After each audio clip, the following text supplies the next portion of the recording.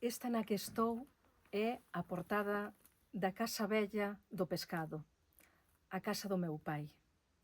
Unha casa habitada por persoas e animais desde o século XVII ata finais do século XX. Nela habitaron, como dicía, persoas e animais no que coñecemos como compañía familiar galega.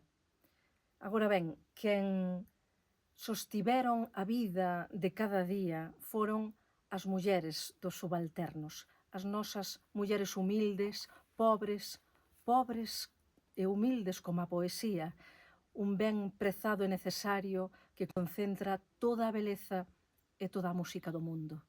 Por iso, no son da corda, na poesía profunda, na poesía que é música ante todo, tamén as celebramos a elas.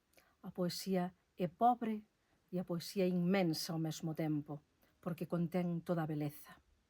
En un momento da nosa historia, no que temos boa parte do noso país arrasado por incendios, e no que caen bombas sobre Palestina, asasinando a criaturas sen culpa, é máis necesaria que nunca a palabra da arte, esa casa que nos acolle, profunda, solidaria, aberta e antixerárquica.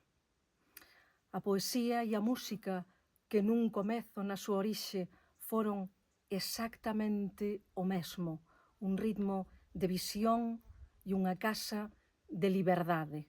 Desde esta portada aberta á vida, celebramos a beleza contra a barbarie, como di o poeta lugués Claudio Rodríguez Fer.